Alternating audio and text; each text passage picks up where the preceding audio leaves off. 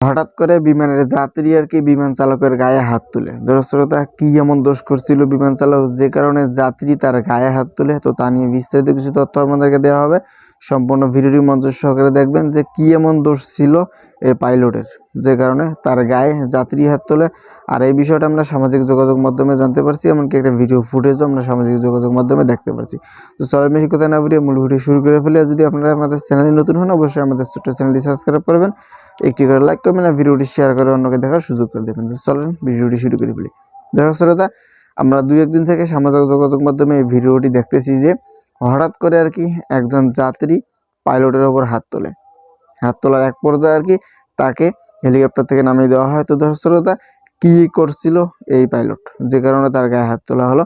তো এখানে একটা বিষয় হলো যে কুয়াশার কারণে, মানে ঘন কুয়াশার কারণে আর কি বিমান ছাড়তে প্রায় 10 ঘন্টা লেট হয়ে যায়। এমনকি পরবর্তীতে আবারও ঘোষণা দেওয়া হয় যে আরও কয়েক ঘন্টা দেরি হবে বিমান ছাড়তে। তো এই বিষয়টা যখন যাত্রী জানতে পারে, তো আপনার স্ক্রিনে ছবি দেখতেছেন হলুদ পোশাক পরা, তো সে আর কি হঠাৎ করে এই যে হেলিকপ্টারের পাইলট আছে তার গায়ে হাত তোলে। হাত তোলার এক পর্যায়ে আর কি সেই জায়গায় থাকা কিছু লোক তাকে বিমান থেকে নামিয়ে দেয়। এমনকি সে কয়েক ঘন্টা আর কি কোনো বিমানে যাতায়াত করতে পারবে না, এই বিষয়টা আমরা সামাজিক যোগাযোগ মাধ্যমে জানতে পারছি। তো পরবর্তীতে আর কি তাকে নাকি দিল্লি পুলিশ তাকে তাদের হেফাজতে রাখে। দর্শক শ্রোতা, এই ছিল মূলত কারণ। তো এই বিষয়টা নিয়ে আর কি সামাজিক যোগাযোগ মাধ্যমে প্রচুর পরিমাণে আলোচনা এমনকি সমালোচনা শুরু হয়েছে।